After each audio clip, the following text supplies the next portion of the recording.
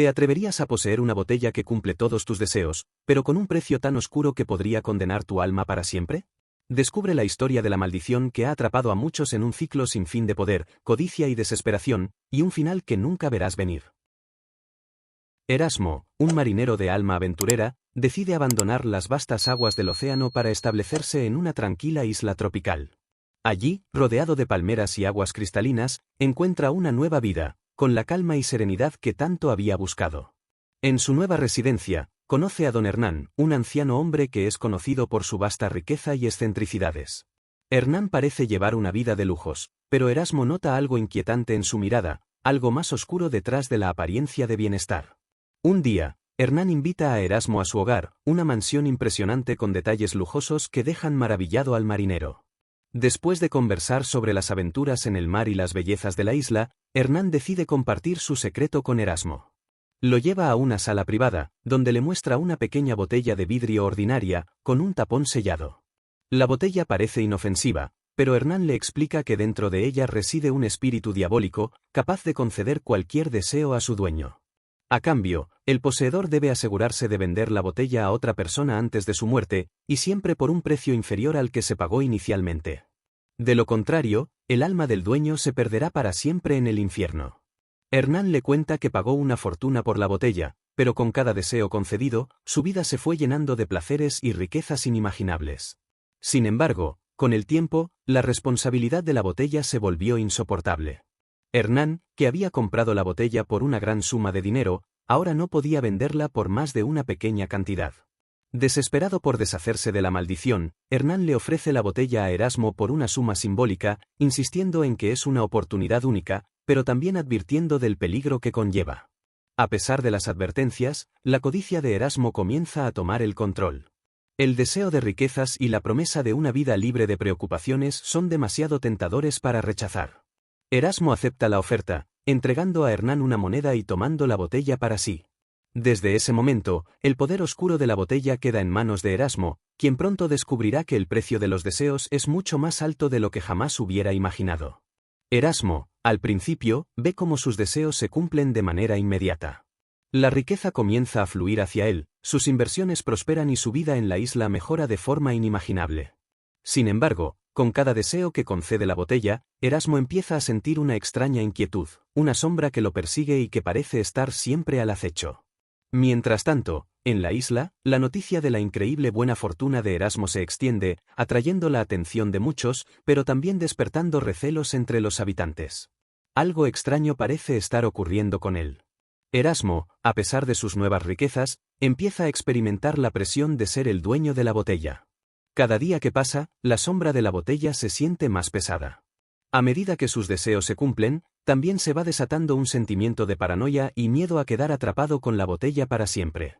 ¿Podrá venderla antes de que sea demasiado tarde? La fortuna de Erasmo creció de manera descomunal en muy poco tiempo. Ya no era solo un marinero retirado viviendo en una isla paradisíaca, ahora poseía tierras, propiedades y una riqueza que lo colocaba en la élite del lugar. Sin embargo, a medida que su vida externa prosperaba, su mundo interior comenzaba a desmoronarse. Había algo en la botella, algo en el poder de la criatura que vivía dentro de ella, que lo perturbaba profundamente. Erasmo comenzaba a entender el verdadero costo de los deseos que concedía la botella.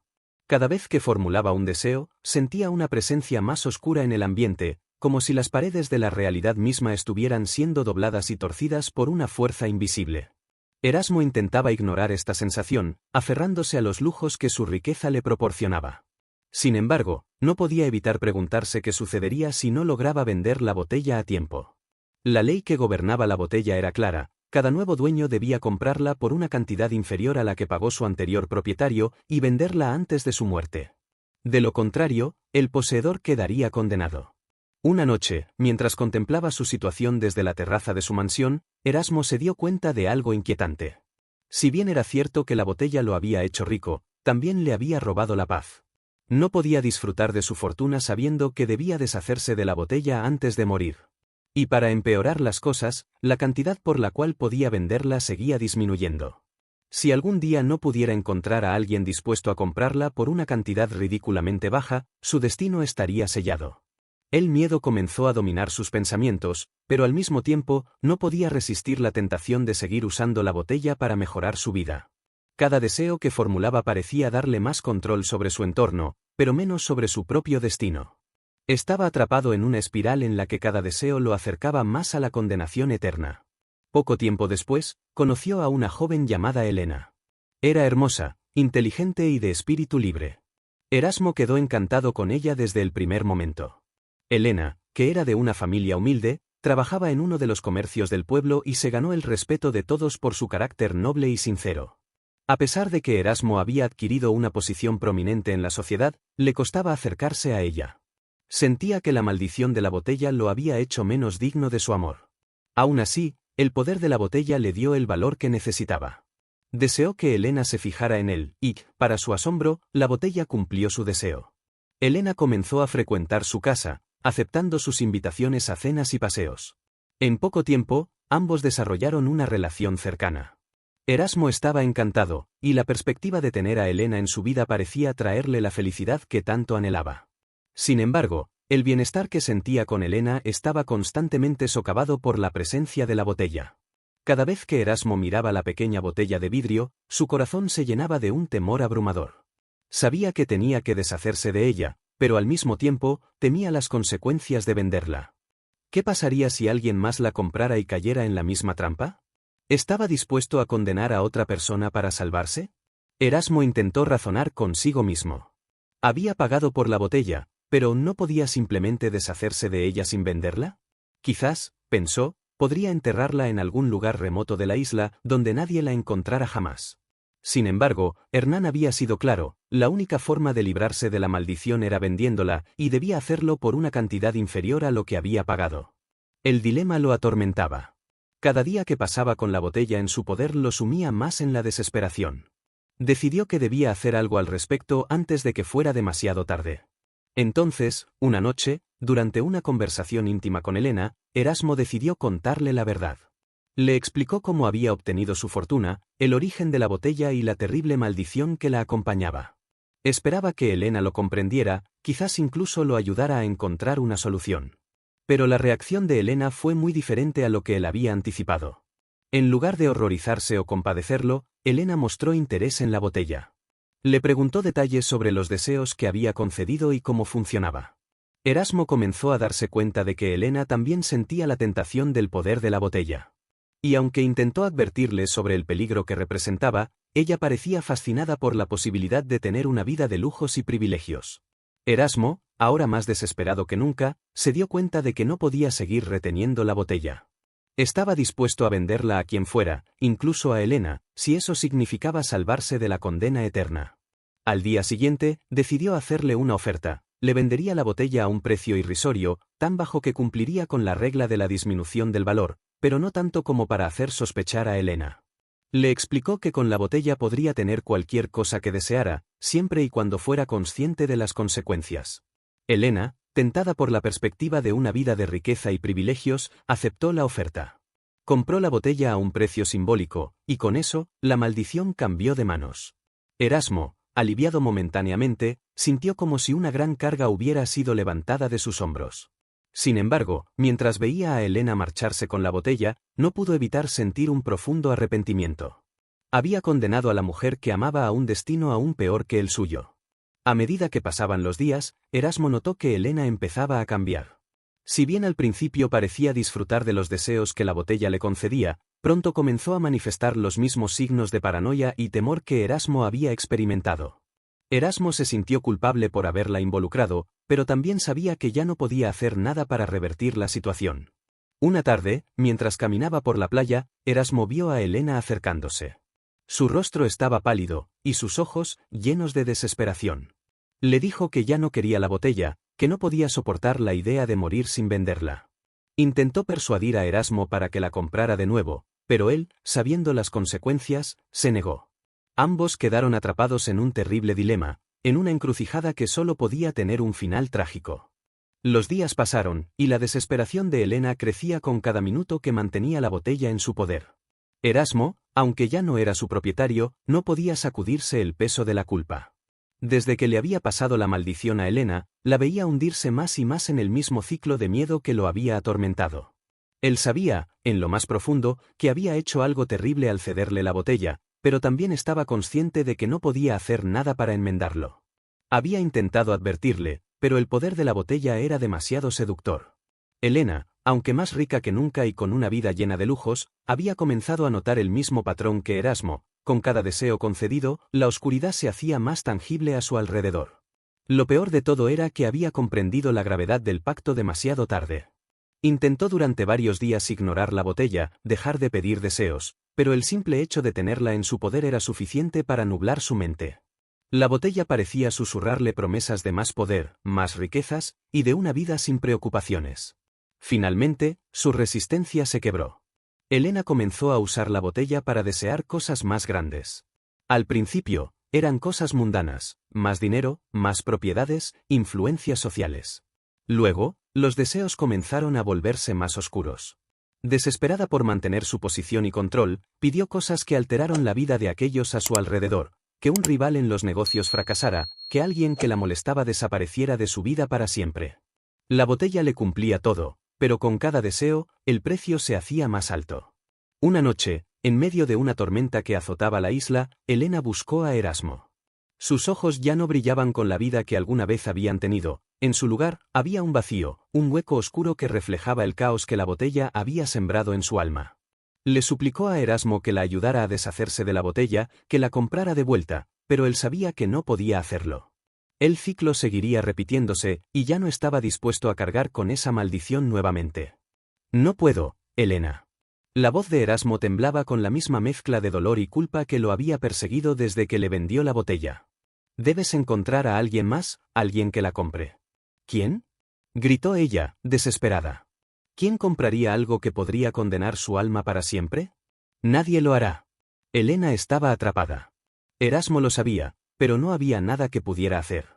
Desesperada, se retiró esa noche, dejando a Erasmo solo en su mansión, con el eco de la tormenta retumbando en las paredes.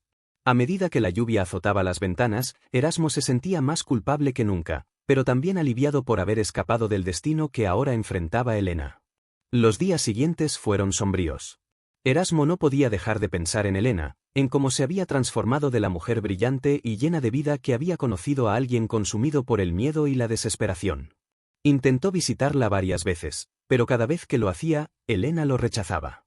Su casa, que antes estaba llena de luz y alegría, ahora estaba oscura y vacía, como un reflejo de su alma. Finalmente, después de muchos intentos, Erasmo logró hablar con ella nuevamente. Elena le confesó que no había podido encontrar a nadie que quisiera comprar la botella. A medida que su valor seguía disminuyendo, se hacía casi imposible convencer a alguien de que la adquiriera. Nadie estaba dispuesto a cargar con algo que, aunque ofreciera riquezas y poder, también prometía una condena eterna.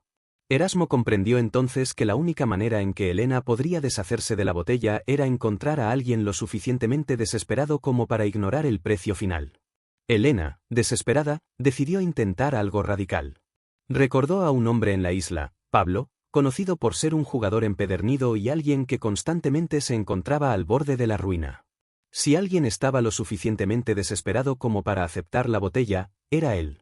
Sin embargo, Elena dudaba en acercarse a Pablo, ya que sabía que estaba manipulando la situación para salvarse a sí misma a costa de condenar a otro.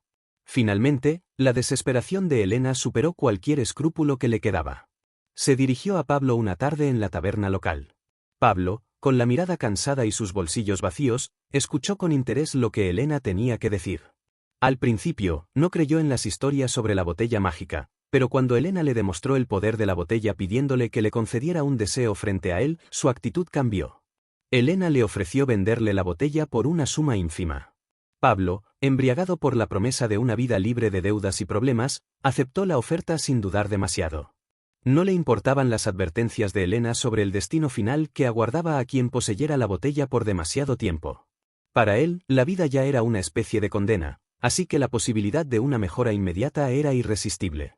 Con la transacción completada, Elena se sintió libre por primera vez desde que había comprado la botella.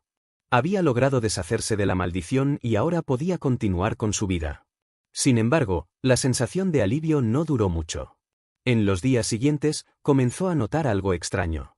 Aunque ya no poseía la botella, seguía sintiendo una presencia oscura cerca de ella. Las sombras parecían más largas, y la paranoia seguía acechándola. Erasmo, por su parte, había estado observando todo desde la distancia. Sabía que Elena había vendido la botella, pero también sabía que nadie podía escapar realmente de su influencia. La botella parecía tener un efecto duradero en quienes la habían poseído, dejando una marca oscura en sus almas. Aunque ya no tenían la botella en sus manos, seguían sintiendo su peso en sus vidas. Pablo, mientras tanto, disfrutaba de su nueva fortuna. Usaba la botella para saldar sus deudas y mejorar su situación. Sin embargo, no pasó mucho tiempo antes de que comenzara a experimentar los mismos síntomas que habían afectado a Elena y a Erasmo antes que él. Con cada deseo concedido, sentía que su alma se alejaba más de la luz, y comenzó a preguntarse si había cometido un grave error al aceptar la botella. El ciclo continuaba, como lo había hecho desde el principio, con un nuevo dueño que caía bajo la influencia de la botella y su oscura promesa de poder. Nadie podía escapar realmente de su maldición, y con cada transacción, la botella seguía reclamando más almas. La única pregunta era cuánto tiempo tardaría Pablo en darse cuenta de que estaba atrapado en un juego mortal del que no podría salir sin consecuencias. Mientras tanto, Erasmo y Elena observaban desde la distancia, sabiendo que, aunque ya no poseían la botella, la sombra de su influencia aún los acechaba. Ambos habían sido tocados por el mal de la botella, y aunque habían logrado escapar de su condena directa, no podían evitar sentir que algo oscuro todavía los seguía, como un eco lejano de una tragedia que aún no había terminado. Pablo disfrutó de las maravillas que la botella le ofreció durante un breve tiempo. Usó sus deseos para eliminar sus deudas, hacer crecer su negocio y recuperar el respeto de los habitantes de la isla, quienes antes lo habían despreciado por sus constantes fracasos y problemas financieros. Ahora, con el poder en sus manos, Pablo se sentía imparable. Pero, al igual que Erasmo y Elena antes que él, pronto comenzó a experimentar las primeras señales de la maldición que lo aguardaba. La botella cumplía todos sus deseos, pero con cada nueva petición, Pablo sentía un creciente vacío en su interior. No importaba cuántas riquezas o posesiones acumulaba, nunca se sentía completamente satisfecho. En lugar de encontrar la paz y el alivio que había buscado, su vida se llenaba de paranoia y desconfianza. Los sueños comenzaron a atormentarlo por las noches, siempre mostrándole imágenes de un fuego oscuro que lo consumía, una clara advertencia del destino que lo aguardaba si no lograba deshacerse de la botella. El ciclo era evidente, y Pablo lo reconocía, pero estaba atrapado en la misma trampa que había capturado a los anteriores dueños. Sabía que debía vender la botella por una cantidad menor de la que la había adquirido, y con cada deseo concedido, la cifra disminuía peligrosamente. La realidad se hacía cada vez más clara. Pronto llegaría un momento en que la botella tendría un valor tan bajo que nadie querría comprarla. El destino de Pablo se estaba escribiendo, y lo sabía. En una desesperada búsqueda de escapar del ciclo, Pablo decidió viajar a otras islas cercanas, con la esperanza de encontrar a alguien lo suficientemente ingenuo o desesperado para comprar la botella.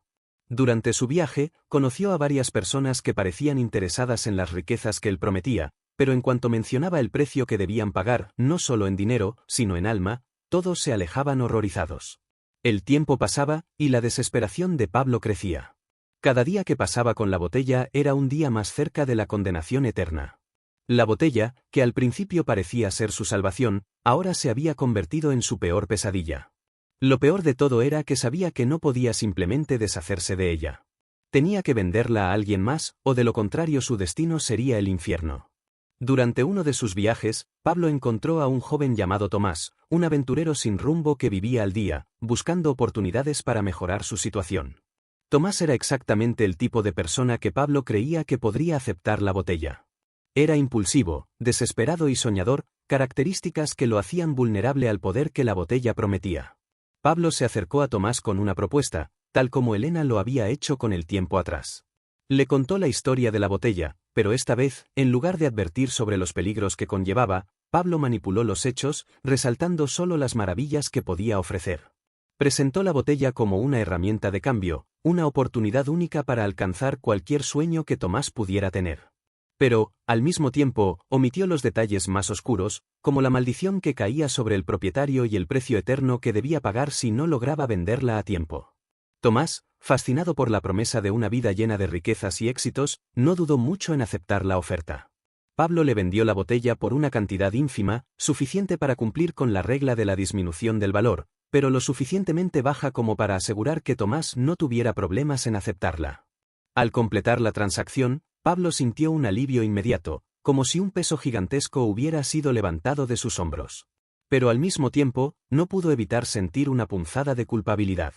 Sabía que había condenado a Tomás, al igual que Elena lo había condenado a él y que el ciclo continuaría. Con la botella ahora en posesión de Tomás, Pablo regresó a la isla, intentando reanudar su vida sin la carga que lo había atormentado.